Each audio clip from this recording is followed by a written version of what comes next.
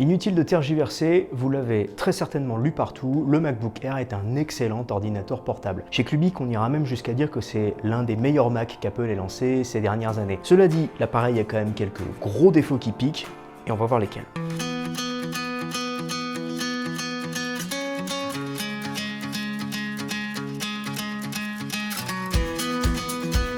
Difficile de passer à côté de ce qui saute aux yeux en tout premier lieu, le design. Alors c'est vrai que Apple avait entrepris il y a quelques temps un remaniement esthétique assez ambitieux sur ses ordinateurs portables avec l'arrivée en fin d'année dernière des MacBook Pro 14 et 16. Ça se poursuit tout naturellement avec le MacBook Air cette année qui profite donc de lignes plus modernes, plus dans l'air du temps on pourrait dire, avec comment dire, un design plus arrondi, plus doux visuellement et puis ce côté surpilotis entre guillemets avec ces 4 gros patins qui permettent au châssis d'être légèrement surélevé et de ne pas être en contact direct avec le bureau. C'est quelque chose qui lui confère un style bien à lui, une signature visuelle par rapport aux autres ordinateurs concurrents. Apple a aussi eu la bonne idée par rapport au MacBook Pro 14 d'affiner très nettement le châssis. Alors c'est logique, on n'est pas sur la même gamme d'appareils et globalement cet affinage est plutôt salutaire parce qu'il permet de redonner au MacBook Air vraiment sa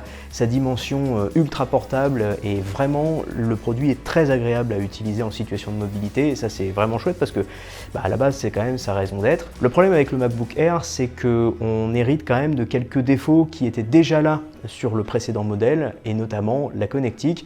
Alors de ce côté-là, Apple ne s'est pas nécessairement creusé les méninges pour améliorer ce qui pouvait l'être puisqu'on reste sur 2 ports USB-C logés sur le côté gauche du châssis, rien sur le côté droit à l'exception d'une prise casque et donc c'est vrai qu'au quotidien ce manque de ports est un peu gênant et le fait que tout soit réparti que d'un seul côté est également assez pénible. On aurait aimé que au moins un port USB-C soit sur le côté droit pour pouvoir un peu équilibrer les choses. À côté de ça, Apple nous ajoute donc son port d'alimentation magnétique MagSafe qui est relativement pratique, notamment pour éviter d'embarquer l'ordinateur portable avec nous si jamais on tape dans le câble par mégarde. Mais bon, c'est quand même une nouveauté qui n'est pas nécessairement révolutionnaire et qu'on connaissait d'ailleurs avant sur les anciens MacBook Pro et sur les anciens MacBook Air d'il y a quelques années. Donc rien de particulièrement nouveau de ce côté. Bon, cela dit, en matière de clavier et surtout en matière de trackpad, Apple vole très haut au-dessus de la mêlée.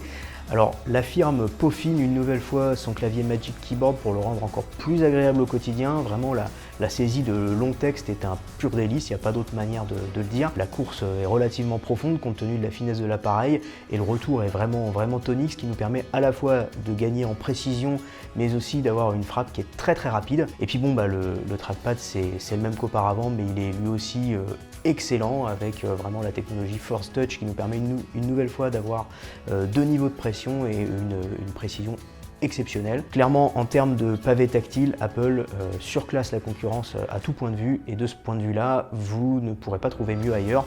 Donc ça, c'est plutôt bien joué de la part d'Apple, une nouvelle fois.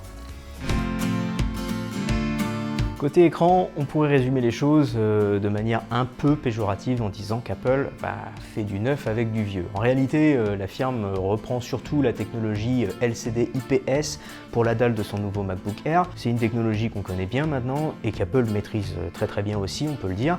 La firme a quand même pris soin d'augmenter assez sensiblement la luminosité de cette dalle pour passer de 400 nits auparavant à 500 nits désormais. Ça nous permet quand même d'avoir un écran qui est tout simplement parfaitement lisible dans la vaste majorité des situations, malgré son revêtement qui est quand même assez brillant. À côté de ça, cette dalle offre des couleurs qui sont par défaut plutôt justes, plutôt bien équilibrées. La calibration, il n'y a pas grand chose à reprocher à Apple là-dessus. Le contraste est lui aussi tout à fait honnête, même si on reste quand même bien en deçà de ce que peuvent proposer les dalles mini LED des MacBook Pro 14 et 16. Évidemment. En réalité, la principale nouveauté, elle est surtout à chercher en termes d'occupation, de taux d'occupation d'écran et de format. On passe sur un format 13,6 pouces, un peu plus grand, et sur un écran qui offre une meilleure surface d'affichage parce qu'il rogne tout simplement les bordures qu'il y avait autour auparavant. Alors ça, c'est plutôt chouette parce que ça nous offre un vrai confort au quotidien pour travailler, mais par contre, ça se fait avec l'apparition difficile de la rater d'une grosse encoche en haut de l'écran. Il n'y a pas 36 manières de le dire, elle n'est pas élégante, la pauvre. Elle n'a pas grand chose pour elle, d'autant qu'elle n'embarque pas les capteurs qui permettent l'identification faciale via Face ID, ce qui permet quand même sur l'iPhone de nous faire passer la pilule. Ici, il n'y a pas ça. Alors Apple se défend en disant une nouvelle fois qu'il a intégré une nouvelle webcam 1080p et donc de meilleure qualité. Mais en réalité, oui, elle est de meilleure qualité parce qu'avant, on partait tellement loin avec la webcam 720p du modèle M1 que oui, la qualité est effectivement au rendez-vous, mais en réalité, vous serez simplement un peu moins flou qu'avant. On n'a pas vu un bond exceptionnel en avant en termes de qualité d'image sur cette nouvelle webcam. Les performances d'un Mac à proprement parler, mais avec le silence d'un iPad, c'est ce qu'on peut retrouver une nouvelle fois sur le MacBook Air, sauf que cette fois-ci, l'appareil se dote de la toute nouvelle puce M2. Alors par rapport à la puce M1, le gain en termes de performance est relativement modeste. Il faut dire que la puce M1 plaçait la barre vraiment très haute, mais on a quand même, disons, une amélioration, une optimisation, notamment sur le plan des performances graphiques. Et puis globalement, l'efficacité énergétique est toujours au rendez-vous, ce qui nous permet d'avoir un plein niveau de performance, que ce soit sur batterie ou sur secteur, et ça pour l'instant Apple est pratiquement le seul à pouvoir le faire sur ce type d'appareil. Clairement le MacBook Air est actuellement le plus polyvalent des MacBook Air jamais lancés, on peut faire à peu près tout et n'importe quoi dessus, même si pour les tâches les plus lourdes et les plus avancées, l'absence de système de dissipation actif va un petit peu le pénaliser par rapport par exemple au MacBook Pro 13 M2 qui a été lancé récemment. Cela dit, clairement pour l'usage quotidien et pour l'utilisation bureautique, multimédia qui est essentiellement visée par ce produit, on n'a jamais le moindre problème de puissance. Ce qu'on peut dire aussi, c'est que l'autonomie est une nouvelle fois plus qu'au rendez-vous. En utilisation polyvalente quotidienne, bureautique, multimédia, etc., on peut facilement tenir jusqu'à 2 jours de travail sur une seule charge, qui est quand même assez sympathique. Et puis en lecture vidéo de notre côté, on a réussi à tenir facilement 15 heures et même un peu au-delà, donc ce qui est là aussi assez admirable. On peut vraiment classer le MacBook Air au rang des appareils ultra portables les plus endurants du moment. Par contre, 2 soucis. La recharge, qui est quand même assez lente, comptez au moins 2h30 pour pouvoir faire le plein avec le chargeur 30 ou 35 watts en fonction des modèles donc fournis. Et puis, clairement, Apple se rate un peu sur le stockage.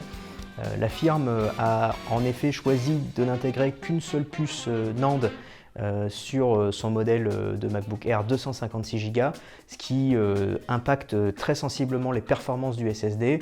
On a donc un stockage sur ce modèle de base, entre guillemets, qui est nettement moins rapide que sur le modèle que Apple nous a fait parvenir en prêt. Et ça, clairement, sur une machine à ce prix, c'est quand même vraiment regrettable. Alors, Apple nous dit que les utilisateurs au quotidien, dans leur utilisation propre, ne seront pas impactés par cette baisse de performance. Mais globalement, cette explication nous semble quand même un peu légère. Vous le saviez probablement en lançant cette vidéo, on vous le confirme très chaleureusement, le MacBook Air 2022 est un excellent ultra portable et globalement, s'il comporte bien quelques défauts, ces défauts ne pèsent finalement pas bien lourd par rapport à l'expérience qui nous est offerte. Cela dit, on regrette quand même qu'Apple ait choisi de revoir à la hausse le prix de cet appareil par rapport au modèle précédent. Avec un prix de départ fixé à 1 499 €, ce nouveau MacBook Air est tout simplement un peu moins attractif que ce qu'on aurait aimé et fatalement il laisse donc une plus grande marge de manœuvre à la concurrence.